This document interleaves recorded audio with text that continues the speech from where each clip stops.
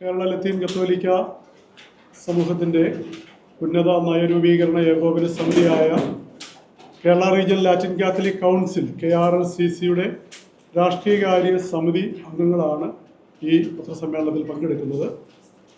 വളരെ പ്രാധാന്യമേറിയ ഒരു സമയത്താണ് ഈ പത്രസമ്മേളനം നടക്കുന്നത്. നമ്മുടെ രാജ്യം നിർണായകമായ ഒരു തിരഞ്ഞെടുപ്പിനെ അഭിമുഖീകരിക്കുന്ന ദിവസങ്ങളാണ്. ഈ സമയത്ത് കേരളത്തിലെ ലത്തീൻ സമൂഹത്തിൻ്റെ രാഷ്ട്രീയ നിലപാട്, രാഷ്ട്രീയ നയത്തിനനുസൃതമായിട്ടുള്ള നിലപാട് എന്ത് എന്ന് പൊതുസമൂഹത്തെ മാധ്യമങ്ങളിലൂടെ അറിയിക്കുവാനാണ് ഇപ്പോൾ ഞങ്ങൾ നിങ്ങളെ കാണുവാൻ ആഗ്രഹിക്കുന്നത്. ഇവിടെ സന്നിഹിതരായിരിക്കുന്നവരെ നിങ്ങൾക്കായത് പരിചയപ്പെടുത്തുന്നു. ഇത് ശ്രീമാൻ ജോസഫ് ജൂഡ്, അദ്ദേഹം KRLCCയുടെ വൈസ് പ്രസിഡൻറ്റും ലത്തീൻ സമൂഹത്തിൻ്റെ വക്താവുമാണ്. ഇത് Shri Sherry J Thomas, Kerala Latin Catholic Association എന്ന ലത്തീൻ കത്തോലിക്ക സമുദായ സംഘടനയുടെ സംസ്ഥാന പ്രസിഡൻ്റാണ്. തൊട്ടപ്പുറത്ത് ശ്രീ ബിജു ജോസി, KLCAയുടെ സംസ്ഥാന ജനറൽ സെക്രട്ടറിയും KRLCCയുടെ ട്രഷററുമാണ്. അതിനപ്പുറത്തുള്ളത് ശ്രീ കാസി പൂപ്പന, KCYM ലാറ്റിൻ എന്ന യുവജന സംഘടനയുടെ സംസ്ഥാന പ്രസിഡൻ്റാണ്. അതിനപ്പുറത്തുള്ളത് ഹൈസിൻത് പോൾ, കൊല്ലത്തു നിന്നുള്ള KRLCC അംഗമാണ്, എക്സിക്യൂട്ടീവ് പ്രതിനിധിയാണ്. ശ്രീ ഇമ്മാനുവൽ, KCYM ലാറ്റിൻ്റെ സംസ്ഥാന KCYMൻ്റെ സംസ്ഥാന പ്രസിഡൻ്റാണ് ശ്രീ ഇമ്മാനുവൽ. മിസ്റ്റർ പാട്രിക്, അദ്ദേഹം തിരുവനന്തപുരത്ത് നിന്നാണ്, KRLCCയുടെ സെക്രട്ടറിയാണ്. അപ്പം ശ്രീമതി മെറ്റിൽഡ മൈക്കിൾ, KRLCCയുടെ സെക്രട്ടറി. ഇത്രയും പേരാണ് ഈ പത്രസമ്മേളനത്തിൽ പങ്കെടുക്കുന്നത്. ശ്രീ ജോസഫ് ജോർഡ് പ്രധാനമായ കാര്യങ്ങൾ ഇപ്പോൾ പങ്കുവയ്ക്കുന്നതാണ്. ഇന്ത്യയുടെ ഭാഗധേയം നിർണ്ണയിക്കുന്ന ആസന്നമായ ഒരു പൊതു തെരഞ്ഞെടുപ്പിനെയാണ് നമ്മളിപ്പോൾ അഭിമുഖീകരിക്കുന്നത്. ഭരണഘടന ഉറപ്പ് നൽകുന്ന, ഗ്യാരണ്ടി നൽകുന്ന ചില മൂല്യങ്ങൾ, സത്യം, സമത്വം, സാഹോദര്യം, സ്വാതന്ത്ര്യം തുടങ്ങിയ ഭരണഘടനാ മൂല്യങ്ങൾ സംരക്ഷിക്കപ്പെടുന്നുവെന്ന് ഉറപ്പാക്കുന്ന വിധം തങ്ങളുടെ സമ്മതിദാനാവകാശം വിനിയോഗിക്കപ്പെടണമെന്നാണ് KRLCC അഭ്യർത്ഥിക്കുന്നത്. KRLCCയുടെ പ്രഖ്യാപിത രാഷ്ട്രീയ നയമെന്ന് പറയുന്നത് സമദൂരമാണ്. സമദൂരം നിശ്ചയിക്കപ്പെടുമ്പോൾ സമുദായം അല്ലെങ്കിൽ ഈ സമൂഹം നേരിടുന്ന ജനകീയ ആവശ്യങ്ങളും പ്രശ്നങ്ങളും സമുദായം ഉയർത്തിപ്പിടിക്കുന്ന മൂല്യങ്ങളും ആ മൂല്യങ്ങളുടെ അടിസ്ഥാനത്തിൽ ഒരു രാഷ്ട്രീയ നിലപാട് ഓരോ തെരഞ്ഞെടുപ്പിലും സ്വീകരിക്കുക എന്നൊരു സമീപനമാണ് ഇതുവരെ KRLCC സ്വീകരിച്ചു വന്നിട്ടുള്ളത്. അത് ഈ ഇലക്ഷനിലും തുടരുന്നു എന്നതാണ് വളരെ പ്രധാനപ്പെട്ട പ്രത്യേകത. നമുക്കറിയാം, ഒരു തെരഞ്ഞെടുപ്പ് എന്ന് പറയുമ്പോഴേക്കും സ്ഥാനാർത്ഥിയുടെ വ്യക്തിത്വ സമഗ്രതയും പ്രവർത്തന പരിചയവും രാഷ്ട്രീയ പാരമ്പര്യവും സമുദായ അല്ലെങ്കിൽ ലത്തീൻ കത്തോലിക്ക സമൂഹം ഈ പൊതുസമൂഹത്തിന് മുമ്പിൽ ഉയർത്തിയിട്ടുള്ള ആവശ്യങ്ങളോടും പ്രശ്നങ്ങളോടുമുള്ള സ്ഥാനാർത്ഥിയുടെ നിലപാടുകളും ഒരു പ്രധാനപ്പെട്ട ഘടകമായിട്ട് പരിഗണിക്കണം എന്നതാണ് KRLCC മുന്നോട്ട് വയ്ക്കുന്ന ഒരു ആശയം. ഇന്നത്തെ ദേശീയ രാഷ്ട്രീയ സാഹചര്യത്തിൽ മതേതര ജനാധിപത്യം ശക്തമാക്കുന്നതിനും ഭരണഘടനാ മൂല്യങ്ങൾ സംരക്ഷിക്കുന്നതിനും ഉതകുന്ന വിധത്തിൽ സമ്മതിദാനാവകാശം വിവേകപൂർവ്വം ഉപയോഗിക്കാൻ എല്ലാ സമ്മതിദായകരും തയ്യാറാവണം എന്നാണ് KRLCC അഭ്യർത്ഥിക്കുന്നത്. നമുക്കറിയാം, ഇന്ത്യയുടെ മതേതര സ്വഭാവം നിരന്തരം ചോദ്യം ചെയ്യപ്പെടുകയും ഭരണഘടനാ സ്ഥാപനങ്ങൾ സ്വന്തം ഇച്ഛയ്ക്കനുസരിച്ച് ഉപയോഗിക്കപ്പെടുകയും ചെയ്യുന്നത് മൂലം ജനാധിപത്യ വ്യവസ്ഥിതി ദുർബലമായിരിക്കുന്നു എന്നാണ് KRLCC വിലയിരുത്തുന്നത്. പൗരന്മാരെ മതത്തിൻ്റെ പേരിൽ വേർതിരിക്കുന്ന നിയമങ്ങൾ രൂപപ്പെടുന്നത് അനീതിയാണ്. ഉത്തരേന്ത്യൻ പ്രദേശങ്ങളിൽ ന്യൂനപക്ഷ വിരുദ്ധത പരോക്ഷമായും പ്രത്യക്ഷമായും ശക്തിപ്പെടുന്നത് ആശങ്ക ഉളവാക്കുന്നതും ഭയം ഉളവാക്കുന്നതുമാണ്. മണിപ്പൂർ ഉൾപ്പെടെയുള്ള ഉത്തര കിഴക്കൻ, ഇപ്പോഴത്തെ തെക്കോട്ടും തെക്കൻ സംസ്ഥാനങ്ങളിൽ വ്യാപിക്കുന്നുണ്ട്. ഉത്തര കിഴക്കൻ സംസ്ഥാനങ്ങളിൽ ക്രൈസ്തവരും ആരാധനാലയങ്ങളും സാമൂഹ്യ സേവന സ്ഥാപനങ്ങളും വിദ്യാഭ്യാസ സ്ഥാപനങ്ങളും നിരന്തരം അതിക്രമങ്ങൾക്ക് വിധേയമാവുന്നുണ്ട്. ക്രമസമാധാനവും പൗര അവകാശങ്ങൾ ഉറപ്പാക്കേണ്ട ഭരണാധികാരികളുടെ നിശബ്ദത ഇന്ത്യയിലെ ന്യൂനപക്ഷങ്ങളിൽ ഭീതി ജനിപ്പിക്കുന്നുണ്ട്. രാജ്യത്തിന് മതേതര സ്വഭാവം അപകടകരമായ വിധം ചോദ്യം ചെയ്യപ്പെടുന്നുണ്ട്. മതസ്വാതന്ത്ര്യം ഹനിക്കപ്പെടുന്ന വിധം നിയമങ്ങൾ രൂപപ്പെടുത്തുകയും പാർശ്വവൽക്കരിക്കപ്പെട്ടവരുടെയും ദുർബലരുടെയും നിസ്വരുമായവരുടെയും ഇടയിലുള്ള പ്രവർത്തനങ്ങളെ, സേവനങ്ങളെ തടസ്സപ്പെടുത്തുന്ന വിധം നിയന്ത്രണങ്ങൾ കൊണ്ടുവരും, നിയമപരമായ തടസ്സങ്ങൾ ഉന്നയിച്ചും ഈ പ്രവർത്തനങ്ങളെ തടസ്സപ്പെടുത്തുകയാണ് ഇന്ത്യയുടെ പല ഭാഗങ്ങളിലും. ഇതെല്ലാം നിഗൂഢ ലക്ഷ്യങ്ങളോടെ നടപ്പാക്കപ്പെടുന്ന രാഷ്ട്രീയ പദ്ധതിയുടെ ഭാഗമായിട്ടാണ് KRLCC വിലയിരുത്തുന്നത്. ഈ രാഷ്ട്രീയ സാഹചര്യത്തിൽ മതേതരത്വത്തിലും സാമൂഹ്യ നീതിയിലും അടിയുറച്ച ജനാധിപത്യ മൂല്യങ്ങൾ ഉയർത്തിപ്പിടിക്കുന്ന ഒരു രാഷ്ട്രീയ സമീപനമാണ് KRLCC സ്വീകരിക്കുന്നത്. മറ്റൊരു വളരെ പ്രധാനപ്പെട്ട വിഷയം നമുക്കറിയാം, രാജ്യത്ത് അല്ലെങ്കിൽ അന്തർദേശീയ തലത്തിലും രാജ്യത്തും ശക്തമായിക്കൊണ്ടിരിക്കുന്ന സമ്പദ് ശക്തികൾ രാഷ്ട്രീയ നേതാക്കളുമായി നടത്തുന്ന ചങ്ങാത്തത്തിലൂടെ കൂടുതൽ ശക്തരാവുകയും ദേശീയ സമ്പത്ത് കൈവശപ്പെടുത്തുകയും ചെയ്യുമ്പോൾ പാവപ്പെട്ടവരും കർഷകരും തൊഴിലാളികളുടെയും ജീവിതം ദുസ്സഹമാകുന്നു എന്നത് നമുക്ക് കാണാതിരിക്കാൻ കഴിയില്ല. രാജ്യത്ത് വിഭാഗീയത ശക്തമാകുകയും അസ്വസ്ഥത വളർത്തുകയും ചെയ്യുന്ന രാഷ്ട്രീയ ധ്രുവീകരണത്തെ ചെറുക്കാൻ കഴിയുന്ന ജനാധിപത്യ മതേതര ശക്തികൾക്ക് കരുത്ത് പകരാൻ ഈ തെരഞ്ഞെടുപ്പിലൂടെ കഴിയണം. ഇതിനെ ദുർബലപ്പെടുത്തുന്ന രാഷ്ട്രീയ നീക്കങ്ങൾ, ശ്രമങ്ങളെ അത് പ്രോത്സാഹിപ്പിക്കപ്പെടാതിരിക്കാനും ശ്രദ്ധിക്കേണ്ടതുണ്ട് എന്ന് KRLCC ഓർമ്മിപ്പിക്കുകയാണ്.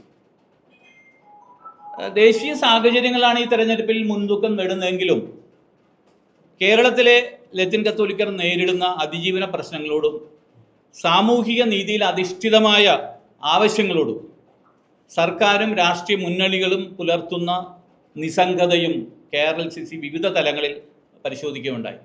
വിവിധ തലങ്ങളെന്ന് പറയുന്നത് രൂപതകളിൽ രാഷ്ട്രീയ സമിതികളുണ്ട്. രൂപതകളിൽ ഞങ്ങൾ പരിശോധിച്ചു. അത് കഴിഞ്ഞ് രൂപതകളുടെയും സംസ്ഥാന KRLCCയുടെയും രാഷ്ട്രീയ സമിതികൾ തമ്മിൽ കൂടിയിരുന്ന് ഈ അവസ്ഥകളൊക്കെ പരിശോധിച്ചിട്ടാണ് ഇത്തരം ഒരു സമീപനത്തിലേക്ക്, വിലയിരുത്തലിലേക്ക് എത്തിയിട്ടുള്ളത്. അധികാരത്തിൻ്റെയും സമ്പത്തിൻ്റെയും നീതിപൂർവമായ വിതരണത്തിന് അടിസ്ഥാന വിവരശേഖരമായി തീരുന്നതാണ് ജാതി സെൻസസ് എന്ന് പറയുന്നത്. 1931 ശേഖരിച്ച വിവരങ്ങളുടെ അടിസ്ഥാനത്തിലാണ് ഇപ്പോഴും ഇന്ത്യയിൽ അധികാര പങ്കാളിത്തവും വികസനത്തിലുള്ള അവസരങ്ങൾ വിന്യസിക്കപ്പെടുന്നത്. ഷൂട്ടിംഗ് ഇൻ ദ ഡാർക്ക്നെസ് എന്ന് പറയുന്ന പോലെ ഉള്ള ഒരു പ്രവർത്തനമായിട്ട് നമുക്ക് അതിനെ കണക്കാക്കാൻ കഴിയും. അപ്പോൾ ജാതി സെൻസസ് എന്ന് പറയുന്നത് കേരളത്തിലെ ലത്തീൻ കത്തോലിക്കർ ഉയർത്തുന്ന ഒരു ആവശ്യമാണ്. കോൺഗ്രസിൻ്റെ ദേശീയ മാനിഫെസ്റ്റോയിൽ, പ്രകടന പത്രികയിൽ അത് നടപ്പിലാക്കുമെന്ന് പറഞ്ഞിട്ടുണ്ട്. ഇടതുമുന്നണിയുടെ മാനിഫെസ്റ്റോയിൽ ഇപ്പോൾ ഈ അവസരത്തിൽ മാനിഫെസ്റ്റോയിലും ജാതി സെൻസസ് നടപ്പിലാക്കാനുള്ള ഒരു സന്നദ്ധത അവർ അറിയിച്ചിട്ടുണ്ട്. ഇത് പൂർത്തിയാക്കാനായിട്ടുള്ള നടപടികൾ എത്രയും പെട്ടെന്ന് ഉണ്ടാവണം. അതുപോലെ പിന്നാക്ക ദുർബല സമൂഹങ്ങൾക്ക് നീതിയും നിയമാനുസൃത ആവശ്യങ്ങൾ ലഭിക്കേണ്ട ഘട്ടങ്ങളിൽ ഗവൺമെൻറ് പലപ്പോഴും നിസ്സംഗരോ അല്ലെങ്കിൽ നിശ്ചലമാകുകയോ ചെയ്യുന്നൊരു പതിവുണ്ട്. പിന്നാക്ക ദുർബല ജനസമൂഹങ്ങളുടെ അവകാശങ്ങൾ നേരിടുന്ന പ്രശ്നത്തിലാണെങ്കിലും അവർക്ക് നീതി ലഭിക്കുന്ന പ്രശ്നങ്ങളിൽ ഗവൺമെൻറ് നിസ്സംഗത കാണിക്കും. അതേസമയം സവർണ മുന്നാക്ക ജനവിഭാഗങ്ങൾക്ക് വേണ്ടിയുള്ള കാര്യങ്ങൾക്ക് ഗവൺമെൻറ് പ്രകടിപ്പിക്കുന്ന അതിവേഗത, വളരെ പെട്ടെന്ന് തീരുമാനങ്ങൾ എടുക്കാൻ വേഗത പ്രകടിപ്പിക്കുന്നതായിട്ട് കാണാൻ സാധിക്കും. ഇക്കാര്യം KRLCC വളരെ ഗൗരവത്തോടെയാണ് വിലയിരുത്തുന്നത്.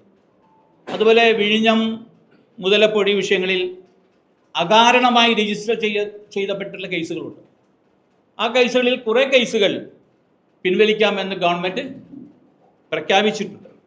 പക്ഷെ ഇതിനാവശ്യമായ പ്രായോഗിക നടപടികൾ മുന്നോട്ട് പോയിട്ടില്ല. മാത്രമല്ല, മുഴുവൻ കേസുകളും പിൻവലിക്കണം. കാരണം അകാരണമായി രജിസ്റ്റർ ചെയ്യപ്പെട്ടെന്ന് പറഞ്ഞിട്ടുണ്ടെങ്കിൽ നമുക്കറിയാം പല വകുപ്പുകളും കേസിൻ്റെ ബലം കൂട്ടാൻ വേണ്ടി നീതിരഹിതമായി കൂട്ടിച്ചേർക്കപ്പെട്ട കേസുകൾ. അതുകൊണ്ടാണ് അത് നോൺ ബെയിലബിൾ ആകുന്നത്. അപ്പോൾ അത്തരത്തിൽ എല്ലാ കേസുകളും, വിഴിഞ്ഞം, മുതലപ്പൊഴി സമരങ്ങളുമായി ബന്ധപ്പെട്ട കേസുകൾ പിൻവലിക്കണം. അതിനകത്ത് സഭാ അധ്യക്ഷന്മാരുടെ പേരുണ്ട്, സമുദായ നേതാക്കന്മാരുടെ പേരിലുണ്ട്, പാവപ്പെട്ട മത്സ്യത്തൊഴിലാളികളുടെ പേരിൽ കേസുകളൊക്കെ ഉണ്ട്. അതൊക്കെ പിൻവലിക്കണം. അതിനുള്ള നടപടികൾ ഉണ്ടാവുകയും വേണം. തീരദേശത്ത് ധാരാളം പ്രശ്നങ്ങളുണ്ട്. തീരദേശത്തെ പ്രശ്നങ്ങളും പ്രതിസന്ധികളും അർഹിക്കുന്ന ഗൗരവത്തോടെ അല്ല ഈ സർക്കാർ സ്വീകരിച്ചിട്ടുള്ളത് എന്നാണ് KRCCയുടെ നിലപാട്. കടലും തീരവും കടലിലെ മക്കൾക്ക് അന്യമാകുന്ന വികസനവും നയപരിപാടികളുമാണ് ഇപ്പോൾ സർക്കാർ മുന്നോട്ട് വയ്ക്കുന്നത്. 2019 തീരദേശ പരിപാലന വിജ്ഞാപനം, കോസ്റ്റൽ റെഗുലേഷൻസോ അല്ല CRZ, അതിൻ്റെ ആനുകൂല്യങ്ങൾ ഉണ്ടാവണമെന്നുണ്ടെങ്കിൽ CZMP, coastal zone management plan ഉണ്ടാവണമായിരുന്നു. പക്ഷെ അതിപ്പോഴും പൂർത്തിയാക്കുന്നതിൽ ഗവൺമെൻറ് വേണ്ടത്ര ശ്രദ്ധ ചെലുത്തിയില്ല. അതുകൊണ്ട് 2019 CRZ നിയമത്തിൻ്റെ ആനുകൂല്യങ്ങൾ ഇപ്പോഴും തീരദേശ വാസികൾക്ക് ലഭിച്ചിട്ടില്ല എന്നുള്ളത് വളരെ ഗൗരവമായിട്ട് കാണണം. അതേസമയം കോൺഗ്രസിൻ്റെ പ്രകടന പത്രികയിലും തീരദേശത്തെ ഗൗരവമേറിയ പ്രശ്നങ്ങൾ പരിഗണിക്കപ്പെട്ടില്ല, അവ വിസ്മരിക്കപ്പെട്ടു എന്ന് ആണ് KRCC വിലയിരുത്തുന്നത്. മലയോര മേഖലയിലെ പ്രശ്നങ്ങളും വന്യജീവികൾ ആക്രമണത്തിൽ പ്രതിരോധിക്കുന്നതിലും സർക്കാർ വേണ്ടത്ര ഉണർവ് കാട്ടിയില്ല എന്നും KRCC വിലയിരുത്തുന്നു. അപ്പോൾ ഇത്തരം ഒരു സാഹചര്യങ്ങളിൽ ലത്തീൻ കത്തോലിക്ക സമൂഹം ഉയർത്തിയിട്ടുള്ള പ്രശ്നങ്ങൾ, ആവശ്യങ്ങൾ, അവ ഉയർത്തിപ്പിടിക്കുന്ന മൂല്യങ്ങൾ, ഇവയൊക്കെ ഈ കോണ്ടെക്സ്റ്റിൽ, ഈ സാഹചര്യത്തിൽ പരിശോധിച്ച് ഉചിതമായ വിവേകപൂർവമായ ഒരു നിലപാട് സമൂഹവും പൊതുസമൂഹവും പ്രത്യേകിച്ച് ലത്തീൻ കത്തോലിക്ക സമൂഹവും സ്വീകരിക്കും എന്നാണ് KRCC പ്രതീക്ഷിക്കുന്നത്. Thank you. പത്രികയിലെ പോരായ്മകൾ രണ്ട് മുന്നണിയിലും പറയുന്നതല്ലാതെ കൃത്യമായിട്ട് ഒരു സാധനം വിശകലനം നടത്തുമ്പോൾ പോരായ്മകൾ പറഞ്ഞിട്ടുണ്ട്. സർക്കാരിന്റെ പ്രവർത്തനത്തിന്റെ പോരായ്മ, പ്രതിപക്ഷത്തിന്റെ പോരായ്മ, എന്നാലും KRCCയുടെ അഭിപ്രായം പറയുന്നില്ല. അല്ല, പ്രകടന പത്രികയെ പറ്റി പറഞ്ഞു കഴിഞ്ഞപ്പോൾ പറഞ്ഞിട്ടുണ്ട്, മത്സ്യത്തൊഴിലാളികളുടെ മേഖല, തീരദേശ മേഖലയെ പറ്റിയുള്ള ഒരു പ്രധാനപ്പെട്ട കാര്യം കോൺഗ്രസിൻ്റെ മാനിഫെസ്റ്റോയിൽ അവ വേണ്ടത്ര രീതിയിൽ പരിഗണിക്കപ്പെട്ടിട്ടില്ല. ഇന്ന് നിങ്ങൾ പത്രത്തിൽ പരസ്യമുണ്ട് 5 ന്യായ നടത്തുന്നത്. അതിൽ കാർഷിക മേഖലയെ പരാമർശിക്കുമ്പോൾ പോലും കാർഷിക മേഖലയുടെ അവിഭാജ്യ ഘടകമായ മത്സ്യമേഖലയെ പൂർണ്ണമായും അവഗണിച്ചു. അപ്പോൾ ഇത്തരം ജനങ്ങളുമായി ബന്ധപ്പെട്ട ഇഷ്യൂസ് വേണ്ടത്ര രീതിയിൽ പരിഗണിക്കപ്പെട്ടില്ല എന്നതാണ് ഈ രണ്ട് പ്രകടന പത്രിക പരിശോധിക്കുമ്പോഴും. അല്ല, മൂന്നാവാലോ.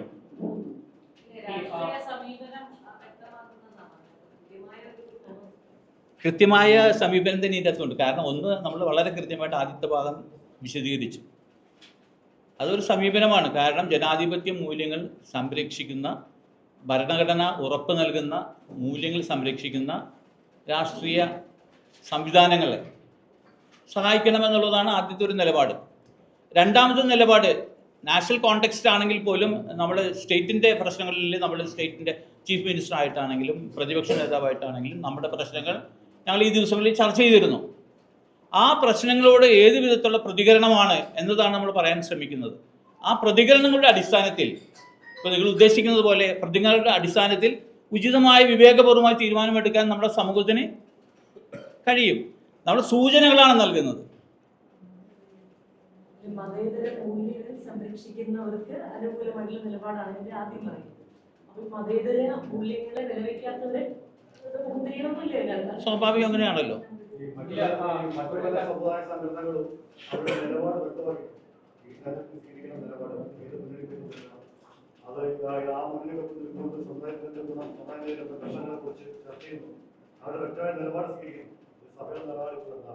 ഇല്ല, മിക്കവാറും ഇപ്പോൾ ഉദാഹരണത്തിന് SNDP ആണെങ്കിലും NSS ആണെങ്കിലും, അതാണ് കേരളത്തിലെ പ്രധാനപ്പെട്ട സമൂഹങ്ങൾ, അവരുടെ നിലപാട് സമദൂരം തന്നെയാണ്. നമ്മളും സമദൂരമാണെങ്കിൽ പോലും നമ്മൾ ഉയർത്തിയിട്ടുള്ള വിഷയങ്ങൾ, ആ വിഷയങ്ങളുടെ ഗവൺമെൻറ്റിൻ്റെ ആണെങ്കിലും പ്രതിപക്ഷത്തിൻ്റെ ആണെങ്കിലും സമീപനം നമ്മൾ വ്യക്തമാക്കി. സ്വാഭാവികമായിട്ടും ആ സമീപനങ്ങൾ എന്താണെന്ന് പരിശോധിച്ച് തീരുമാനമെടുക്കാൻ നമ്മുടെ ജനത്തിന് കഴിയും.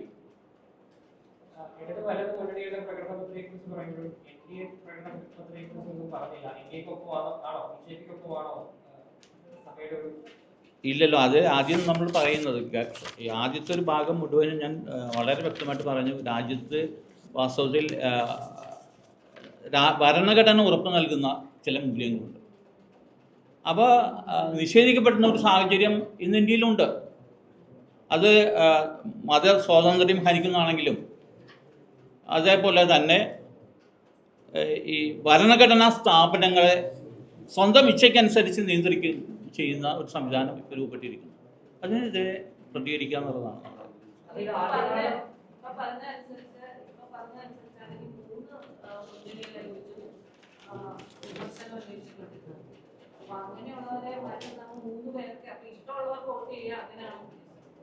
ഇല്ല, ആദ്യത്തെ ഭാഗത്ത് വളരെ വ്യക്തമായിട്ട് പറഞ്ഞു, ചോയ്സ് പറഞ്ഞു. രണ്ടാമത്തെ ഭാഗത്താണ് കേരളത്തിൻ്റെ കോണ്ടെക്സ്റ്റിൽ വരുമ്പോഴാണ് നമ്മൾ LDF UDF പരാമർശിക്കുന്നത്. അവിടെ ഞങ്ങൾ ഉയർത്തിയിരിക്കുന്ന പ്രശ്നങ്ങളോടുള്ള ഇവരുടെ സമീപനം നമ്മൾ വിലയിരുത്തി. ആ വിലയിരുത്തലിൻ്റെ അടിസ്ഥാനത്തിൽ സമ്മതിദാനാവകാശം രേഖപ്പെടുത്താനായിട്ട് നമ്മുടെ ആളുകൾക്ക് കഴിയണം. ആ സ്വാതന്ത്ര്യമെങ്കിലും അവർക്ക് കൊടുക്കണ്ടേ?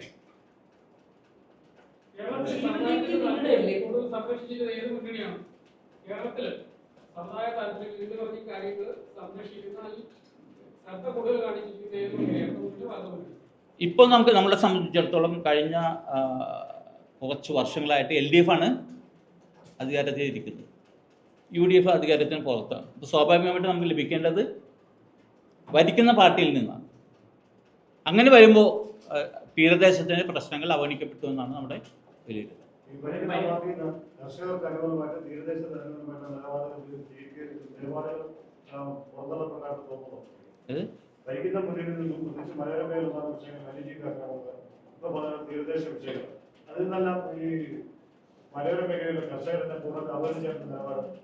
ആണല്ലോ, അങ്ങനെയാണ് നമ്മുടെ എക്സ്പീരിയൻസ്. അങ്ങനെയാണല്ലോ, മലയോര മേഖലയാണെങ്കിലും തീരദേശ മേഖലയാണെങ്കിലും അവരുടെ കാതലായ പ്രശ്നങ്ങൾ പരിഹരിക്കുന്നതിൽ ഗവൺമെന്റ് പരാജയപ്പെട്ടു എന്ന ഒരു വിലയിരുത്തലുണ്ട്.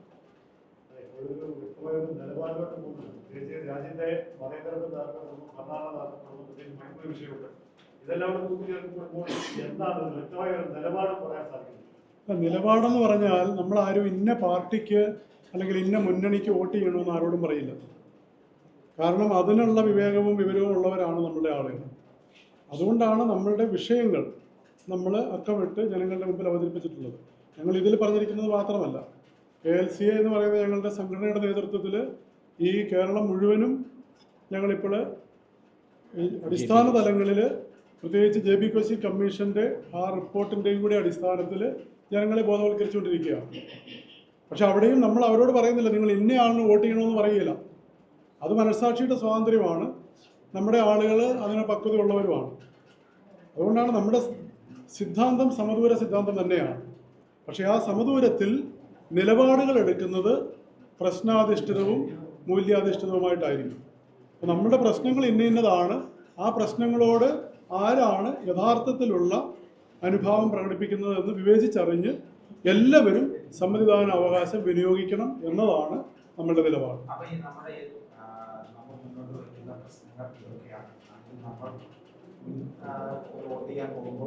നമ്മുടെ മുന്നിലുള്ള പ്രശ്നങ്ങൾ നമ്മൾ ചെയ്യേണ്ട കൺസേൺസ് ഇതൊക്കെയാണ് എന്ന് താഴെ തന്നിലേക്ക് അറിയിക്കുന്ന അല്ലെങ്കിൽ നമ്മുടെ ഉദാഹരണത്തിന് പറയുന്നത് ചെയ്തോണ്ടിരിക്കുന്നുണ്ട്.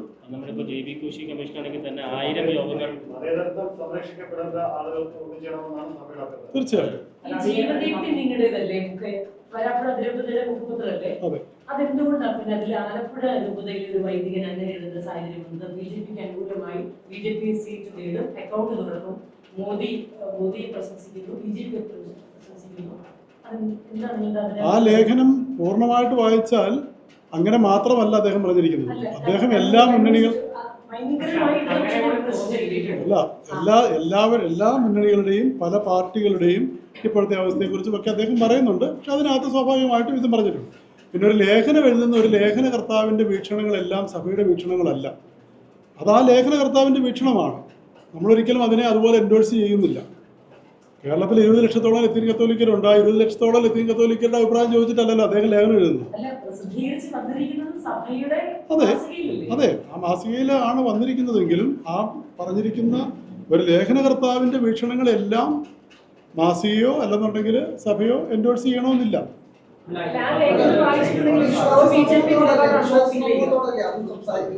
അതായത് ഈ പറയുന്ന നമ്മുടെ സമൂഹത്തിൽ നിന്നുള്ള ആളുകൾ BJP ഐക്യപൂർവ്വം മാറ്റി നിർത്തേണ്ട ആവശ്യമില്ല. അതിലോട്ടും നമ്മുടെ ആളുകൾ ചെല്ലണം. നമ്മുടെ ആളുകൾ അതിൽ നിന്ന് നേതാക്കളാവണം എന്നൊക്കെ ഉന്നയിക്കുന്നുണ്ട്. അത് വിശ്വാസികളോടാണല്ലോ പറയുന്നത്. അതെ, അത് അദ്ദേഹത്തിൻ്റെ ഒരു നിലപാട് അദ്ദേഹം പറയുന്നു. ഞാൻ നേരത്തെ പറഞ്ഞതുപോലെ അതിനെയും വിവേചിക്കാനുള്ള കഴിവും സ്വാതന്ത്ര്യവും ആളുകൾക്കുണ്ട്. അല്ല, സഭയുടെ നിലപാടല്ല, നിലപാട്.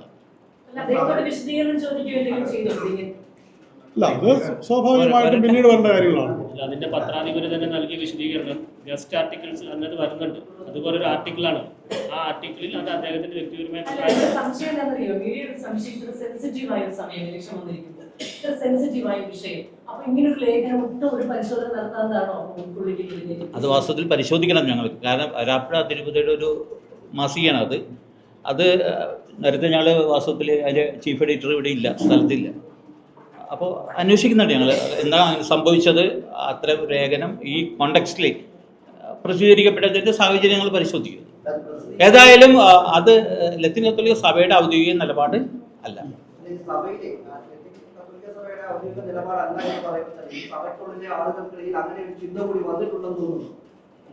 സ്വാഭാവികമായിട്ട് ചിലപ്പോൾ ഉദാഹരണത്തിന് ഇത് വായിക്കുന്നവർക്ക് അല്ലെങ്കിൽ മീഡിയ ധാരാളം പ്രചരണം കൊടുക്കുമ്പോൾ സ്വാഭാവികമായിട്ട് അത് ഉണ്ടാവും. അത് പരിഹരിക്കാനുള്ള ശ്രമം ഞങ്ങൾ നടത്തും. തെറ്റിദ്ധാരണ വന്നിട്ടുണ്ടെങ്കിൽ സഭയുടെ ഔദ്യോഗികമായിട്ടുള്ള ജീവനാമത്തിൽ സഭയുടെ ഇടുക്കി രൂപതയിൽ കേരള സ്റ്റോറി പ്രദർശിപ്പിക്കുന്നതിന്റെ ഒരു വിമർശനം ഉന്നയിച്ചു. അതെന്നാലും സഭയുടെ ഔദ്യോഗിക നിലപാട് പോലെയാണ് പറഞ്ഞു വന്നത്. എഡിറ്റോറിയലാണോ? ഇല്ല, ഭക്ഷണം എന്ന് പറയുന്ന ഒരു ലേഖനം, ഇതേപോലെ തന്നെ ഒരു ലേഖനം. ഈ മതേതര നാമവിളികൾ സംരക്ഷിക്കാൻ ഏത് മുന്നണിക്ക് കഴിയും എന്നാണ് സഭയുടെ കാര്യം? ഇപ്പോൾ ഈ മതേതരം നിഷേധിക്കുന്ന ഒരു മുന്നണിയുണ്ടല്ലോ, അതിന് എതിരെ നിൽക്കുന്ന ഏറ്റവും പ്രബലമായ ഓരോ കോണ്ടെക്സ്റ്റാണ് അത്. ഓരോ സാഹചര്യത്തിനനുസരിച്ച് മാറും. ഇപ്പോൾ നമ്മുടെ ഓരോ സ്റ്റേറ്റിലും ഓരോ സാഹചര്യമാണ്. കേരളത്തിൻ്റെ കോണ്ടെക്സ്റ്റിലെ ഓരോ പ്രദേശത്തും ഏതാണോ ശക്തമായി നിൽക്കുന്ന ആ പ്രതിരോധിക്കാൻ കഴിയുന്ന ശക്തി സ്വാഭാവികമായിട്ട് അതിനായിരിക്കും. നമുക്ക് ദേശീയ തലത്തിൽ പേരാൽ നമുക്ക് പോയി ഒന്നും ചെയ്യാൻ പറ്റില്ലല്ലോ. കേരളത്തിൻ്റെ കോണ്ടെക്സ്റ്റിൽ നമുക്ക് ആക്ട് ചെയ്യാൻ പറ്റും. ഉത്തരേന്ത്യയിലൊക്കെ വലിയ രീതിയിൽ വിമർശനം നേരിടുന്നു. ഒപ്പം കേരളത്തിൽ ഈ കേന്ദ്ര സർക്കാരിനെ BJP തള്ളിപ്പറയാൻ സഭ തയ്യാറാവുന്നത് എന്തുകൊണ്ടാണ്? നിങ്ങൾ തന്നെ പറയുന്നു, രാജ്യത്ത് രാജ്യം ഭരിക്കുന്ന സർക്കാർ അല്ലെങ്കിൽ രാഷ്ട്രീയ പാർട്ടി ഒരു രീതിയിലും അതേതൊന്നും സംരക്ഷിക്കുന്നില്ല എന്നാണ്. പക്ഷെ നിങ്ങളിവിടെ മൂന്ന് മുന്നണിയെ ഒരുപോലെ നിർത്തുന്നു. എന്തുകൊണ്ടാണ് BJP തള്ളിപ്പറയാൻ തയ്യാറാകുന്നത്? അല്ല, BJP തള്ളിപ്പറയാൻ നിർബന്ധം, നമ്മൾ നിർബന്ധം കാണിക്കേണ്ട ആവശ്യമില്ല. നമ്മൾ നേരിടുന്ന യാഥാർത്ഥ്യം അവതരിപ്പിക്കുന്നു. രാജ്യം ഭരിക്കുന്നവർ ഒന്നും ചെയ്യുന്നില്ല, മൗനം പാലിക്കുന്നു. അപ്പൊ മനസ്സിലായല്ലോ ആളുകൾക്ക്. നമ്മൾ വസ്തുതകളാണ് പറയുന്നത്. ആ വസ്തുതകളുടെ അടിസ്ഥാനത്തിൽ നിലപാടുകൾ എടുക്കാനും പ്രവർത്തിക്കാനും നമ്മുടെ ആളുകൾക്ക് സാധിക്കും. സംസ്ഥാനത്ത് BJP നിങ്ങൾ കൊള്ളുന്നുണ്ട്, സ്വീകരിക്കുന്നുണ്ട്. ഞങ്ങളങ്ങനെ പറയുന്നില്ല. നമ്മളങ്ങനെ പറയുന്നില്ല. നാഷണൽ കോൺടാക്ട് എവിടെയും സെയിമാണ്. ദേശീയ താല്പര്യങ്ങൾ. അല്ല, അതാ പറഞ്ഞത്, നിലപാട് ഇത് തന്നെയാണ്. അങ്ങനെയല്ല നമ്മൾ പറയും. ഇപ്പൊ ഈ വിഷയം അതുകൊണ്ടാണല്ലോ പ്രശ്നാധിഷ്ഠിത മൂല്യാധിഷ്ഠിത സമദൂരം എന്ന് പറയുന്നതിന്റെ അർത്ഥം അതാണ്. പ്രശ്നങ്ങളെ വിശകലനം ചെയ്ത് മൂല്യങ്ങളിൽ നിന്ന് മാറ്റം വരരുത്. BJPയുടെ മൂല്യങ്ങൾ ഞങ്ങൾക്ക് സ്വീകരിക്കാൻ പറ്റില്ല എന്നുണ്ടെങ്കിൽ BJPയോട് ചേരാൻ പറ്റില്ല. അത് കോൺഗ്രസിന്റെ മൂല്യങ്ങളാണെങ്കിലും ഞങ്ങളുടെ മൂല്യങ്ങൾക്ക് അല്ലെങ്കിൽ സഭയുടെ മൂല്യങ്ങൾക്ക് യോഗ്യമല്ല എങ്കിൽ അത് സ്വീകരിക്കാൻ പറ്റില്ല. അപ്പം മൂല്യാധിഷ്ഠിതമായിരിക്കണം, അതേസമയം പ്രശ്നാധിഷ്ഠിതം എന്ന് പറഞ്ഞാൽ ഈ സമൂഹം അഭിമുഖീകരിക്കുന്ന പ്രശ്നങ്ങളോട് എടുക്കുന്ന നിലപാടുകൾ. അതിപ്പോൾ കാലാകാലങ്ങളായിട്ട് നമ്മളിത് കണ്ടുകൊണ്ടിരിക്കുകയാണ്. പലപ്പോഴും അങ്ങോട്ട് മാറി ഇങ്ങോട്ട് മാറി വരുന്നു എന്നല്ലാതെ കണ്ട് ഒന്നും ഒന്നിനേക്കാൾ മെച്ചമെന്ന് നമുക്ക് പറയാൻ പറ്റുന്നുമില്ല. അത് ഇവിടുത്തെ വോട്ടേഴ്സിൻ്റെ ഒരു ദുരവസ്ഥയാണ്. പക്ഷെ നമുക്ക് വേറൊരു ചോയ്സ് ഇല്ല.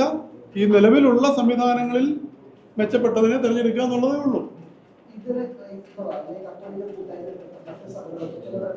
വിഭിന്നമായ ചില സംഭവങ്ങളൊക്കെ ഉണ്ടാകുന്നു. ഇത്തരത്തിലൊരു ഐക്യം രൂപീകരിക്കാൻ ശ്രമം ആ രീതിയിലുള്ള ശ്രമങ്ങൾ നടക്കുന്നു. കത്തോലിക്ക സഭയുടെ പൊതുവായ രീതിയിൽ അങ്ങനെ പറയുമ്പോൾ ഇപ്പോൾ KCBC നിലപാടാണ് അവിടെ ഒരു തീരുമാനം വരേണ്ടത്. ഈ വിഷയത്തിലൊന്നും അങ്ങനെ KCBC പ്രകടമായ ഔദ്യോഗിക ഒരു നിലപാടെടുത്തിട്ടില്ല. ലത്തീൻ സഭയുടെ ആണെങ്കിൽ KRLCBC നിലപാടാണ്. അതിനെ സംബന്ധിച്ചുള്ള ഒരു വിശദീകരണമാണ് ഞങ്ങൾ ഇപ്പോൾ പറയുന്നത്. അപ്പോൾ ഈ പറഞ്ഞ ഇൻഡിവിജ്വലായിട്ടുള്ള ഓരോ വിഷയങ്ങളിലും ഉദ്ദേശിച്ചത് എനിക്ക് മനസ്സിലായി. അപ്പോൾ ചില രൂപതകളെങ്കിലും ചില നിലപാടുകൾ എടുക്കുന്നതിനെ പറ്റിയാണല്ലോ പറയുന്നത്. അത് ഇതുമായി ബന്ധപ്പെട്ട ഒരു പൊതുവിദ്യാഭ്യാസം നൽകാൻ ഏത് സാഹചര്യമാണെങ്കിലും അതിനൊരു പൊതുവിദ്യാഭ്യാസം വിശ്വാസികൾക്ക് നൽകാൻ അവർക്ക് ഉത്തരവാദിത്തമുണ്ട്. ഞങ്ങൾ അതിന്റെ ഭാഗമായി നടത്തിക്കൊണ്ടിരിക്കുന്ന ജനജാഗരണ പരിപാടികൾ അത് എല്ലാ പ്രദേശങ്ങളിലും നടത്തിക്കൊണ്ടിരിക്കുകയാണ്. ആ ജനജാഗരണത്തിൽ നമ്മുടെ ഈ നിലപാട് പറയുകയും നമ്മുടെ പ്രശ്നങ്ങൾ ഇതാണെന്ന് അക്കമിട്ട് നിരത്തിക്കൊണ്ടിരിക്കുകയാണ്. ആ പ്രശ്നങ്ങളോട് മുന്നണികൾ എടുത്തിരിക്കുന്ന നിലപാട് ഇതാണെന്ന് ഞങ്ങൾ പറയുന്നുണ്ട്. ബാക്കി അത് കേൾക്കുന്ന ആളുകൾ തീരുമാനിക്കുകയാണ്. അതാണ് അതിനെപ്പറ്റി പറയാനുള്ളത്. മറ്റ് ആദ്യം ചോദിച്ചതിനുള്ള മറുപടി, ഓരോ രൂപതകളും അങ്ങനെ നിലപാടുകൾ എടുക്കുമ്പോൾ അവരുടെ സ്വാതന്ത്ര്യമാണ്. പക്ഷെ അതേസമയം മതസ്പർദ്ധ പരത്തുന്നതിന് പകരം മതസൗഹാർദ്ദം ഉണ്ടാക്കുന്ന സമീപനങ്ങളോടാണ് പൊതുവിൽ നമുക്ക് താല്പര്യമുള്ളത്. KCBC ആണെങ്കിലും KRLCBC ആണെങ്കിലും ഔദ്യോഗിക നിലപാടുകളൊക്കെ അങ്ങനെ തന്നെയാണ്. മറ്റെല്ലാം ഒറ്റപ്പെട്ട തീരുമാനങ്ങളാണ്. എന്ന് വെച്ചാൽ അതിനെ തള്ളുകയോ കൊള്ളുകയോ അല്ല, അവരുടെ വ്യക്തിപരമായ സ്വാതന്ത്ര്യമാണ്. പൊതുവിൽ മതസൗഹാർദ്ദമാണ് ക്രിസ്തുവിന്റെ കത്തോലിക്ക സഭയുടെ ക്രൈസ്തവീകരണം തന്നെ ആ ഒരു നിലപാടിൽ തന്നെ. ഈ തീരദേശത്തെ ജനങ്ങൾക്ക് ഉൾപ്പെടെ സംസ്ഥാന സർക്കാരിന് ഒരു പരിഗണന ലഭിച്ചില്ല എന്നാണ് പറയുന്നത്. അതുകൊണ്ട് തന്നെ സംസ്ഥാന സർക്കാരിൽ ഒരു സഹായം ചെയ്തിട്ടില്ല എന്നാണ് പറയുന്നത്. ഒരു സഹായവും ചെയ്തിട്ടില്ല എന്ന് പറയാൻ കഴിയില്ല. കാരണം സ്വാഭാവികമായിട്ട് അങ്ങനെ ഭരിക്കുമ്പോൾ, ഒരു ഗവൺമെൻറ് ഭരിക്കുമ്പോഴേക്കും ഗവൺമെൻറ് നടപ്പിലാക്കുന്ന ക്ഷേമത്തിലുള്ള ഗുണം ആർക്കും സ്വാഭാവികമായിട്ട് കിട്ടും. പക്ഷെ കാതലായ ചില പ്രശ്നങ്ങളുണ്ട്. ആ പ്രശ്നങ്ങൾ വേണ്ട രീതിയിൽ പരിഗണിച്ചില്ല. ഇപ്പോൾ ഒരു എക്സാമ്പിൾ, ഗവൺമെൻറ് അധികാരത്തിൽ വന്നു കഴിഞ്ഞപ്പോൾ 7000 കോടി രൂപയുടെ തീരസംരക്ഷണ പരിപാടി ഡിക്ലെയർ ചെയ്തു. 10 ഹോട്ട്സ്പോട്ട്സും പറഞ്ഞു. അതിൽ ഒരു ഹോട്ട്സ്പോട്ടാണ് ചെല്ലാനം. ചെല്ലാനത്ത് 17 കിലോമീറ്റർ കടൽ ഭിത്തി പണിയേണ്ടതാണ്. പക്ഷേ 7.3 കിലോമീറ്റർ കടൽ ഭിത്തി മാത്രമാണ് പണിതിട്ടുള്ളത്. ഏറ്റവും ജനങ്ങൾ കോൺസെൻട്രേഷൻ ഉള്ള സൗദി മേഖലയിൽ, കണ്ണമാലി തുടങ്ങി കൊച്ചി വരെയുള്ള മേഖലയിൽ ഇതുവരെ അതിന് ഡിസൈൻ പോലും തയ്യാറായിട്ടില്ല. ഇതേപോലെ ധാരാളം പ്രശ്നങ്ങൾ തീരത്തുണ്ട്. അവരുടെ ഉപജീവന പ്രശ്നങ്ങൾ, അത്തരം ധാരാളം ഇഷ്യൂസ് തീരദേശം അവശേഷിക്കുമ്പോൾ, നിലനിൽക്കുമ്പോൾ അതിനെ വേണ്ടത്ര ഗൗരവത്തോടെ ഗവൺമെൻറ് പരിഗണിച്ചു എന്ന് ഞങ്ങൾക്ക് തോന്നുന്നു.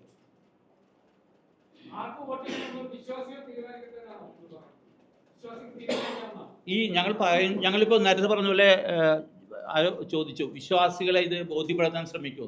തീർച്ചയായിട്ടും. കാരണം ഞങ്ങളുടെ സാധ്യമായ മാധ്യമങ്ങളിലൂടെയും അവസരങ്ങളിലൂടെയും വിശ്വാസികൾക്ക് ഈ ആശയം പകർന്നു നൽകും. അതിന് ഞങ്ങളൊരു പ്രോസസ്സ് ആരംഭിച്ചു കഴിഞ്ഞു. നേരത്തെ എല്ലാ രൂപതകളിലും ജനജാഗരണം എന്ന് പറഞ്ഞ പരിപാടി സംഘടിപ്പിച്ചു. അതിന് കണ്ടിന്യൂവേഷൻ ഓരോ ഇടവകയിലും ഓരോ പ്രദേശത്തും ജനജാഗരങ്ങൾ സംഘടിപ്പിക്കാൻ ശ്രമിക്കുകയാണ്. അപ്പോൾ അത്തരത്തിലൊരു കമ്മ്യൂണിക്കേഷൻ നമ്മൾ നടത്തും, ബോധ്യപ്പെടുത്തും. അതിൻ്റെ അടിസ്ഥാനത്തിൽ അവർ തീരുമാനിക്കും എന്ത് ചെയ്യണം. അതാണല്ലോ ജനാധിപത്യപരമായ ഒരു മാർഗം.